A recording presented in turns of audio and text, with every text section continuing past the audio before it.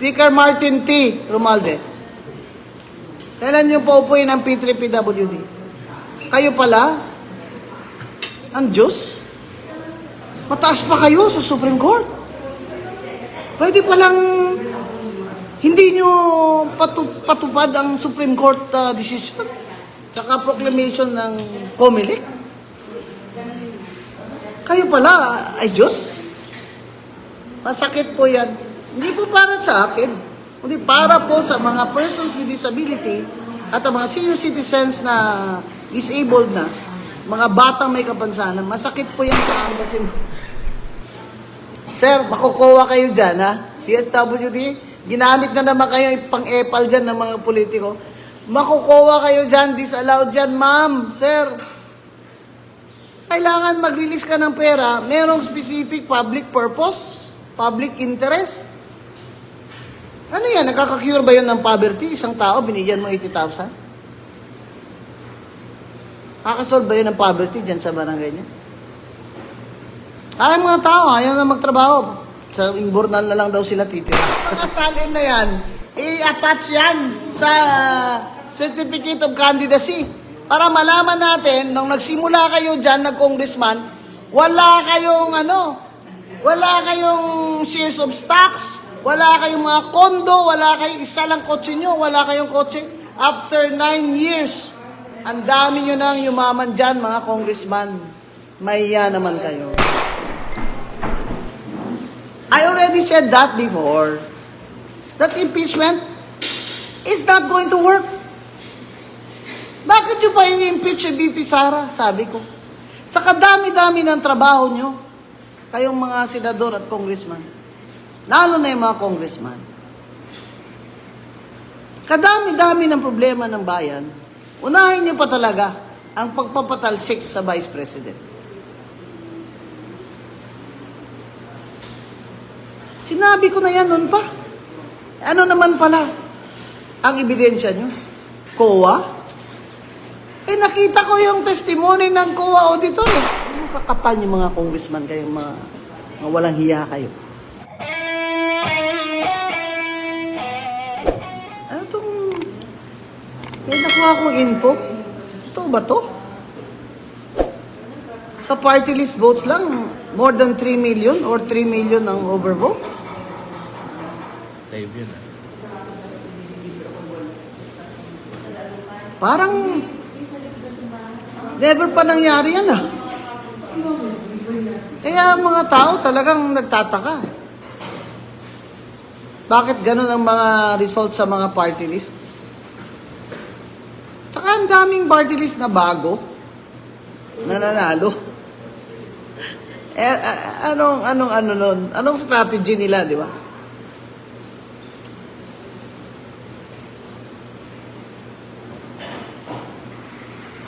Ang mga nanalong party list, lalo na yung matataas ang boto, ay yung mga political dynasty na party list.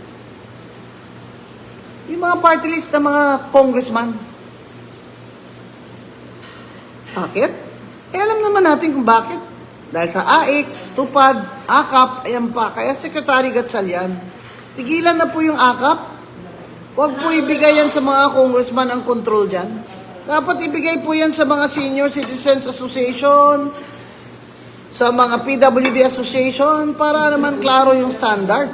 Kung sino ang makaka-receive niyan, ay yung talagang poorest of the poor, tsaka yung mga hindi talaga na kaya magtrabaho. Kasi that was supposed to be. Pinasok nila yan as a social safety net. Oh, tapos ginawa nilang ayuda. Ang lalaki ng mga katawan, no? Pinapay pa yung 5,000 pesos. Nakita ko eh. Wala namang pandemic. Oh, wala namang pandemic. Namang baha sa kanila. O bagyo. Secretary Gatchalian, Sec. Tigil na po yung pagbibigay ng mga ayuda na ang mga barangay captain ay present.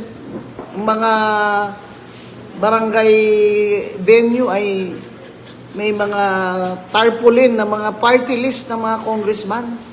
Nakita mismo ng tao ko doon sa isang bayan sa amin eh. May picture ako eh. Ayoko lang magkaso kasi tatamaan yung kapitan doon sa barangay na yon. Pag kinasuhan ko yun, sino naman ang makakasuhan? Di ba yung barangay captain? Speaking of barangay, tuloy ba? Tuloy ba yun? Barangay? Ano?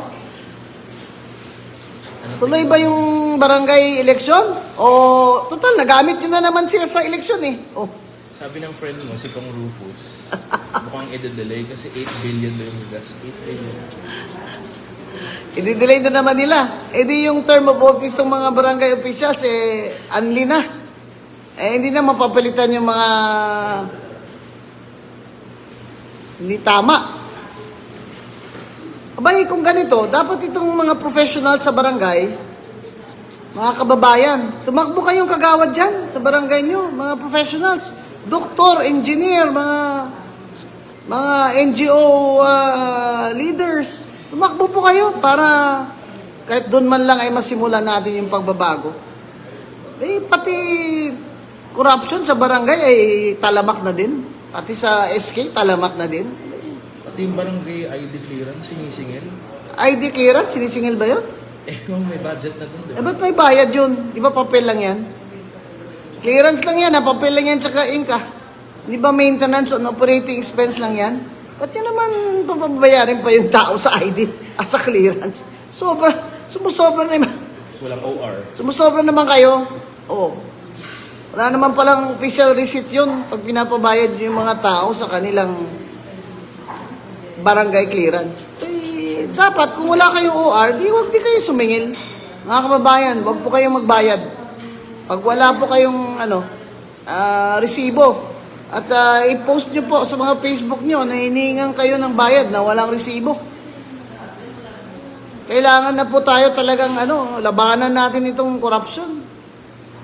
Secretary Gatchalian, SEC, nagamit na yung DSWD funds ng mga ayuda, ginamit na ng mga politiko, lalo na ng mga congressman. Nagreklamo ngayon. Siguro naman ngayon ay pwede na po. Strictuhin nyo na yung guidelines dyan. Hindi po barangay captain ang magre-recommend, hindi kahit sinong politiko dyan. Dapat po yung mga PWD Association, senior citizens, solo parents, yung mga ganun na po. Total, organized naman yung mga yan dyan eh. Para alam po ng tao na karapatan nila yan. Kung ganyan ang sektor nila, karapatan nila yan. Hindi po yung nililimos sa kanila ng kanilang congressman. May kung makabigay yung mga yan, akala mo pera nila, mahiya naman kayo. Alam mo, kakapal yung mga congressman kayo, mga walang hiya kayo. Hindi yung lumabas lang si Imbornal, binigyan ng 80,000. Oh, sino? 80,000 lumabas yung... Sir, makukuha kayo dyan, ha? DSWD, ginamit na naman kayo pang-epal dyan ng mga politiko. Makukuha kayo dyan, disallowed dyan, ma'am, sir. Kailangan mag-release ka ng pera, merong specific public purpose, public interest. Ano yan, nakaka-cure ba yun ng poverty? Isang tao, binigyan mo 80,000? Kakasolve ba yun ng poverty dyan sa barangay niya? Ay, mga tao, ayaw na magtrabaho. Sa Imbornal na lang daw sila titira. Pambihira kayo. That's illegal na disbursement ng pera ng bayan. Ano ba yan? Bayad naman kami ng bayad ng tax. Kahit na nga hirap na yung government employees, 32% ang flat rate sa tax sa mga empleyado. Yun nga sinasabi ko eh. Kung nanalo kami sa P3, yan ang aking panukalang batas eh. Instead na 32, ang government employees, kalahati na lang. 15% lang dapat binabayad. Kasi hindi naman tumataas ang sweldo nyo ng ganun kataas eh. Sa government employees eh. Bawat taas din yung income mo, income tax mo. Wala rin. Napupunta lang din balik sa gobyerno. Naninanakaw lang naman din nila. Yung panukala mo, yung National Drug Testing Day. Ay, yung National Drug Testing Day ko. Ano kayang, kaninong birthday kaya dapat na lagay ko yun, ha? Kaninong birthday? Oy, sumagot kayo dyan. Mga bata! mga bata! Mga kapitri! Mga kakambing! sumagot kayo, kaninong birthday natin itataon ang National Drug Testing Day? Eh ako, payag ako. Pag nag-hair follicle test si VP Sara, sasama ako. Pero kasama dapat din si BBM. Di ba? Eh kasama Vice President eh. Dapat sama din ng President kung totoong fight drugs tayo. Fight drugs. Hindi, tsaka para maka-encourage din yung mga nasa baba. Oo, pag nakita lang Presidente nag-follicle test drug test, lahat magna-drug test din. Nahiya sila, di ba? President at Vice President na mismo. Oh. Kaya noon sa COMELEC commissioner ako eh. Gusto ko talaga i-attach yung mga salin eh. Oh, may dumaan pa oh. Oh. Gusto ko talaga yung mga salin na yan, i-attach yan sa Certificate of Candidacy. Para malaman natin, nung nagsimula kayo dyan, nag-congressman, wala kayong shares of stocks, wala kayong mga kondo, wala kayong isa lang kotse nyo, wala kayong kotse. After 9 years, ang dami nyo nang yumaman dyan, mga congressman. Mahiya naman kayo. Mahiya naman kayo. Tingnan nyo mga tao sa Imbornal nakatira. Meron bang country sa Asia na sa Imbornal na nakatira mga tao? Wala! Kahit yung pinakamahirap na bansa sa Asia. Di ba, Bibi? Oh, sabi ni Dior, tama.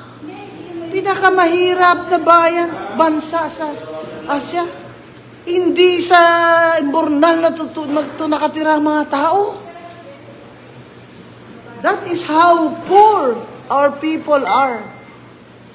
Tapos kayo dyan. Sarap ng kain yung bawat meeting ha. Charge sa amin. Oh, sarap na kaya ng nyo dyan ha.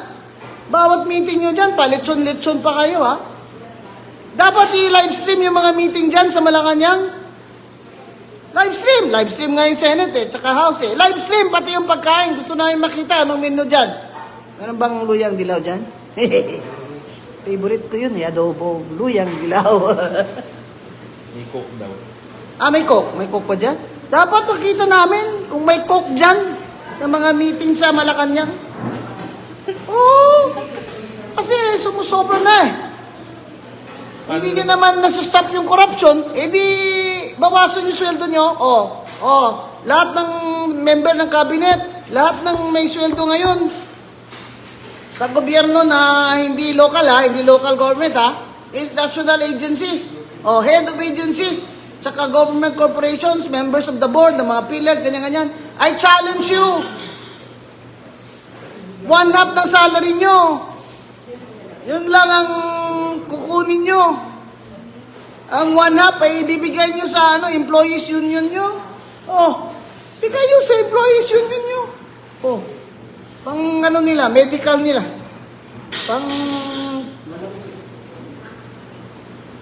Pang emergency nila dyan. I challenge you. Kalahati ng sweldo nyo. Tapos, sabihin nyo sa amin kung sino kayo, magkano dinodonate nyo every month dyan sa employees union nyo, at kayo papalakpakan namin. Wala rin naman yung mass resignation. Yan. Yung problema ngayon yung mga ini-employ dyan ng gobyerno, nila-appoint ng presidente, walang sense of sacrifice for the country. Bulsa nyo lang iniisip nyo. Kala naman, talino nyo dyan. Kaupo kayo sa mga posisyon na tig pa 5 million a year kayo. Tama ma'am, di ba? Kahit mag-piso sweldo sila, malaki pa rin kinikita na nila. Laki ng kita sa mga allowance, sa mga extraordinary expense. Ano ba yan? Convert to cash? Paano na pala impeachment? 3 years. Titiisin pa namin kayo another 3 years. Bago mag-eleksyon. Na ang eleksyon naman ay halos hindi na ito tunay na eleksyon dahil puro vote buying naman. Vote buying ng political dynasties na nasa posisyon ngayon mga senador at mga congressman. Yan dapat itanong Kaya, kung COMELEC should reform. Kayo ang, with due respect sa aking mga colleagues dyan sa COMELEC lalo na kay Che. Kayo ang gatekeeper dyan ng party list eh. Pinag-approve nyo lahat ng mga registration.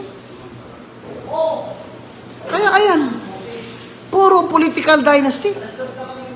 Puro proxy. Anong ginamit nila? Ginamit nila pondo ng bayan. Ayuda galore. Oh. Ayuda to the max. Tsaka unli vote buying. Yun. Sabi nila, ay, sour grapes, Attorney Guansong, kasi talo siya. Oy, bago pa kami dito, nung nanalo kami last time, ganito na ako magsalita. Mga magnanakaw kayo. Walang nagbago sa akin. Naka-t-shirt pa rin ako ng ganito sa loob ng bahay ko. Ito lang ang bago. Ano daw yung impeachment? Bagong papi. Impeachment? I already said that before. That impeachment is not going to work. Bakit nyo pa i-impeach si VP Sara? Sabi ko. Sa kadami-dami ng trabaho nyo, kayong mga senador at congressman, lalo na yung mga congressman, kadami-dami ng problema ng bayan, unahin nyo pa talaga ang pagpapatalsik sa Vice President. Sinabi ko na yan noon pa. Ano naman pala ang ebidensya nyo? COA? Nakita ko yung testimony ng COA auditor sa House. Nakita ko sa video Anong sinabi niya?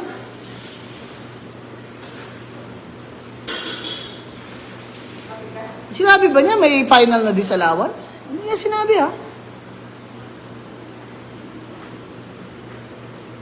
Ang mga congressman lang doon sa committee na yon ang nag-interpret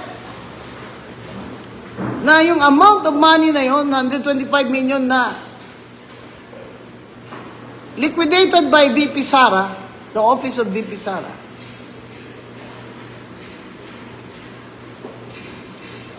is an illegal disbursement and therefore a betrayal of public trust. Ang layo naman. Ang dami nyo naman dyan Pahingi yung ubas dyan. Dahil nakakatikim lang ako ng ubas pag wala ako sa bahay. Bawal ito sa diabetic. Nahuli ka, naka-live. Ay, Doc! Sorry, Doc! Sorry. Isa lang, Doc. Isa lang. Ano naman Sino ba nagsabi? Ang sabi ng mga congressman, na-liquidate niya yan in so many days lang, 125 million. Therefore, it's an illegal disbursement. Binuksan ang envelopes na liquidation receipts. Trabaho ba yan ng House of Reps? Ang mag-audit ng confidential funds? Kayo nga dyan, extraordinary expense yun, pinipirmahan nyo lang, walang resibo Di ba totoo? Magkano? Kami, hindi nyo pinaupo tatlong taon Speaker, 3 taon hindi nyo ako pinaupo Magkano sweldo ko doon? Sana, nabili ko pa ng mga wheelchair yan. Pagamot ko pa yan ng mga bata. 3 taon. Magkano extraordinary expense doon? Kaya mo siya dinimanda sa Supreme Court. Kaya nga, kami nagmandamos na sa Supreme Court. Wala na kaming choice dyan. Dahil ang Speaker, talagang political na ito. Ayaw niya talaga maupo yung P3PWD kahit hindi na ako. Hindi naman ako nauupo Si Dr. Ilagan naman Yun ang sabi ng Supreme Court Yun ang sabi ng COMELEC Ayaw niya pa rin. Matatapos na. June 29, tapos na yung term. Kailan nyo kami paupuin, Speaker Martin Romualdez? Kaya babasa sa survey Speaker Martin T. Romualdez.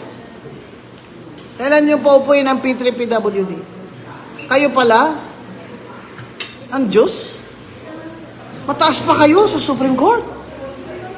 Pwede palang hindi nyo patupad ang Supreme Court decision tsaka proclamation ng COMELEC. Kayo pala, ay Diyos. Masakit po yan. Hindi po para sa akin.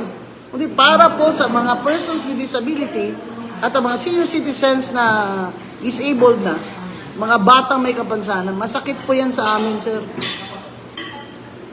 Ang taas na kaya sa survey ngayon? Masakit po yan sa amin, sir, na hundreds of thousands naman ang bumoto sa amin. Kahit ngayon, na hindi kami umabot doon sa 63 seats, we still got 215,000. Walang vote buying yan, ha? Tumayo kayo doon sa Luneta. Magsabi kayo, mga congressman, hindi ako nag-vote buying ng party list ko. Oh. Tara, tayo doon. Baka manalo lang dyan, kabataan party list eh. Taas sa survey ng speaker mo? Anong survey ni Speaker? 6%. Ang taas oh, 6%. For president. Alam nyo, ang pinakamalakas na kalaban ni VP Sara, si Speaker Martin T. Romualdez. Kaya dapat naman sana, maging generous siya. Alin dyan? Kanina bang survey ito? Oh. Maging generous naman siya. Lahat ng kapangyarihan nasa kanya na. Lahat ng kapangyarihan nasa iyo na. Pero dahil inapi mo yung mga taong may kapansanan, pobre, bulag, mga batang hindi makahinga dahil may butas yung mga puso nila. May sa impyerno ka pa rin pupunta. Impyerno. Anong sabi sa niya sa'yo dati yung nagkita kayo na he will support PWD, di ba? Oo, nung hindi pa nag-file yan si Cardema, dun sa lunch ng party list, yan, nibita din naman ako dun. Sila nga ni Kong Sandro ang nagpa-picture sa akin sa likod ko eh. Diba? Siyempre, lola nyo, hindi naman makatayo-tayo. Kamaston pa nga eh. Sila nga nagpa-picture sa likod ko eh. Tsaka sinabi niya, alam nyo, kami ni Speaker, hindi naman kami nag-away eh. Taga-UP yan eh. Upsilon Sigma Phi. Hindi kami nag-away. Ang laki ng taas ng tingin ko dyan noon. Talino niyan si eskwela. English speaking. Sinabi ko sa kanya eh, Speaker, yung PWD committee ay ad hoc lamang po yun. Baka naman pwedeng gawing permanent committee yan para sa amin. Ay, nag-promise ka sa akin, Speaker, ah. Ipaparesolusyon mo, gagawin mo permanent committee. Yun pala, hindi mo ako pinaupo dahil anti-Marcos ako. Ano ba masama sinabi ko? Ano ba unity? Kala ko ba unity na?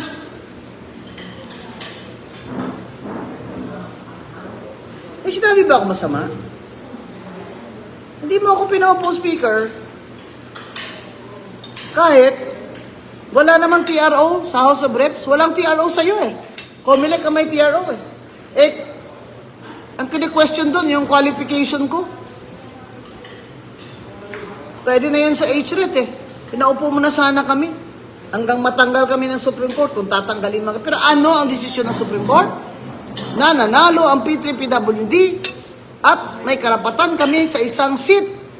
Kahit na late na, 6 months na lang bago mag-eleksyon. Kaya kami sinutusan ng Supreme Court na wag lang si Commissioner Guanzon ang representative.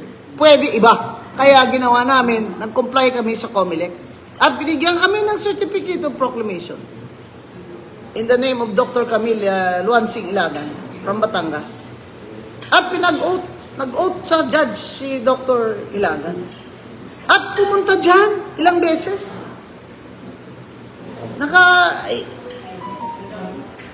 Pumunta dyan. Naupo pa. Sinabihan ng speaker na, Speaker, kamag-anak ko to. Sabi ng isang sekretary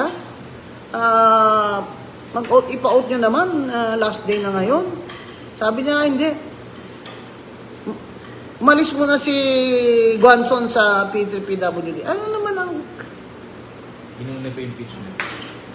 Ano naman ang galit mo sa akin? Hindi ko naman sinabing ikaw ang bangag. Wala akong sinabi against you, Speaker Martin T. Romualdez. Wala po akong sinabing masama tungkol sa inyo. Bilib na bilib pa naman ako sa inyo. Ito yung ginawa nyo sa akin, itong eleksyon na ito. Ni Radio Negros Occidental, kumuha kayo ng boto dyan. Ginamit yung mga congressman. Para mabawasan yung boto ko sa home province ko. Walang ganyanan. Speaker na kayo eh. May kapangyarihan na kayo eh. Doon pa lang sa Leyte eh. 480,000 na yung boto nyo doon sa party list yung tingog eh. Gusto nyo sakupin talaga ang buong Pilipinas. Yung disqualified din pala. Wala namang TRO eh. Hindi ako pinaupo. Pero yung Anwaray, di ba ma'am, may Supreme Court, pero pinakaupo. Anwaray. May Supreme Court sila, pero nakaupo sila. Lahat dyan ang kalaban ni Speaker Martin T. Romualdez. Habang nasa may kapangyarihan siya, lahat dyan walang chance. Ang ano ko lang sana, kaming maliliit na mga tao, huwag naman sana, Speaker. Sana po ay pagbigyan nyo na kaming mga maliliit na tao. Kasi, dyan po nasusukat ang greatness eh. Greatness is measured not by the power that, you can do all these things. I will do that just because I care. Ganon. Hindi. Greatness is measured by your generosity of heart. Your generosity of heart.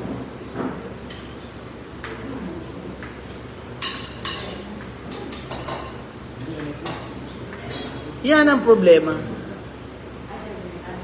O ngayon, impeachment? Impeachment? Sinabi ko na from the start. Hindi dapat nag-impeachment. Itinuloy pa rin ni Speaker.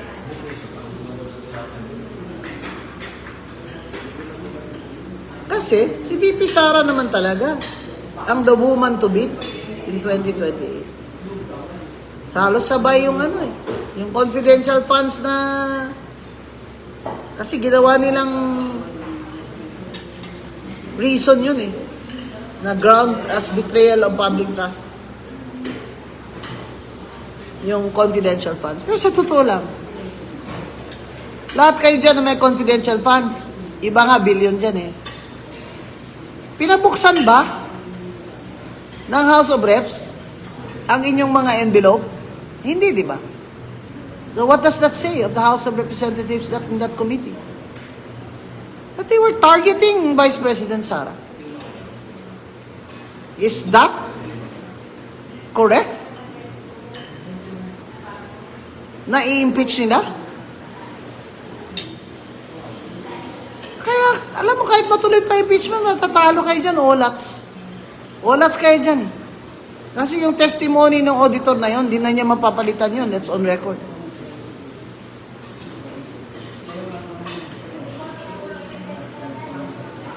Speaking of, Kaya, ngayon, i-impeach ng, Senado, dinilay sinuspend, postpone ni Senate President Jesus Cordero ang start ng hearing. Siyempre, reklamo yung mga nag-file. Patapos na po ang session. Sarado na po yun. Tapos na impeachment by June 30 noon time. Tapos na ang term nitong mga senador na to. Kailangan mag-file sila uli.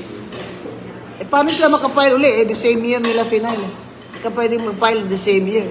Gusto nyo, next year naman. Sabi, next year naman. Election ulit yun. Mag-election na tayo eh. Napanood mo ba yung interview ni Kong Toby? Sabi niya, pinangako daw kasi sa mga Kong yung budget. Budget ng ano? Yung para sa infrastructure, pinangako. Pinangako daw ni Speaker, sabi ni Congressman Toby. Kaya tinamaan din yung mga alyansa senators nila kasi natalo sila sa Mindanao sa nangyari. Oo, bugbog ang mga senador ng alyansa, di ba? Sa Mindanao, wala.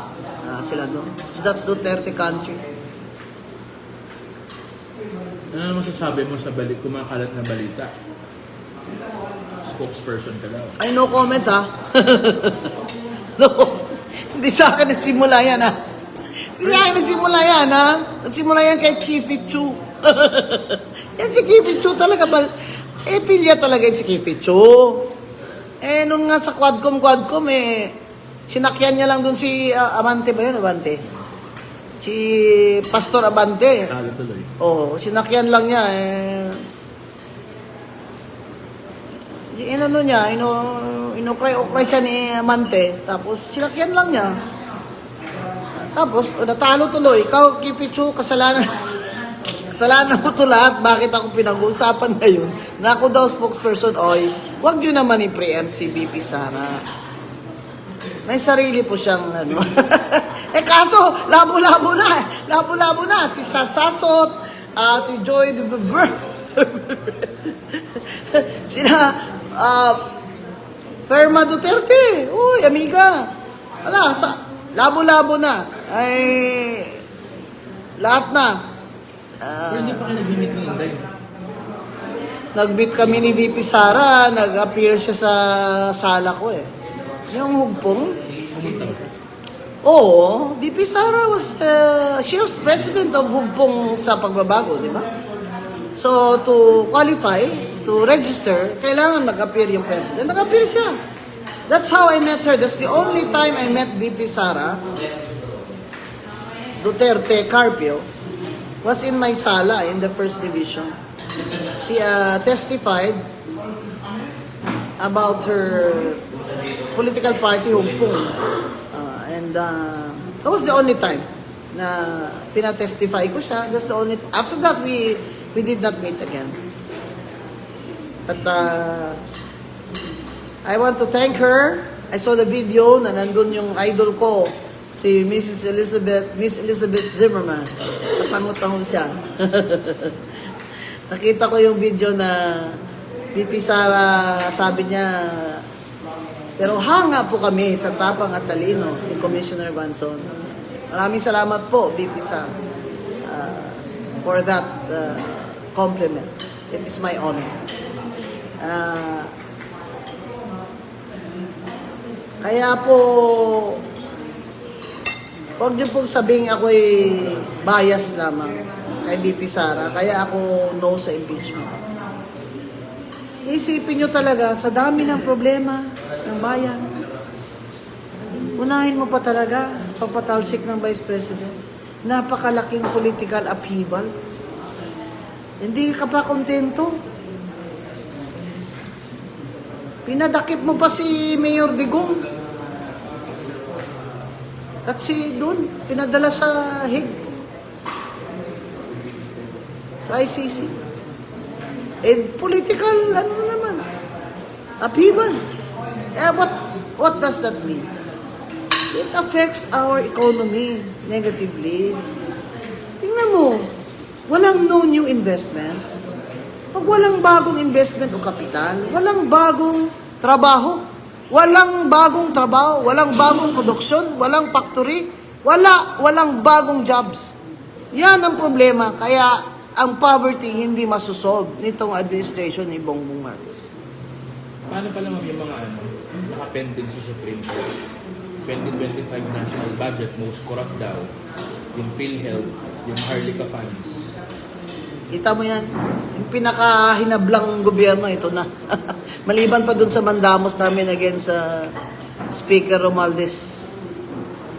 Biro mo, General Appropriations Acts being questioned in the Supreme Court. PhilHealth, Yung 89 billion dyan natin na binabayaran sa PhilHealth. Maharlika. So, Maharlika funds na wala namang investment, milyon-milyon ang sweldo. O ngayon, nag-invest siya sa isang mining company. Mukhang love na love nyo, feel na feel nyo talaga yung mining dyan, ano? Kasi ang dami nyo naman dyan sa Congress. May mga mining companies kayo, eh. Alam nyo, ang hirap talaga dito sa Pilipinas ngayon. Kontrolado ng mga business interests, cronies, dynasties, ang ating ekonomiya through Congress. Tataas yun naman ang tax namin sa capital gains tax. Yung Netflix, tumaas na. Netflix, kaming mga PWD, Netflix na lang yung aming ano eh. Dahil hindi naman kami makalabas ng bahay na. Ay tax na. Ang question nila sa'yo, ma'am, Ang hirap talaga ng buhay ngayon sa Pilipinas. At bawat eleksyon, parang nakakawalang pag-asa na. This is the worst election sa vote buying. The worst na dinaanan ko. Speaker, this is the worst election sa vote buying. At marami pong congressman ang guilty dyan. Kaya sana po, imbestigahan nyo rin sila.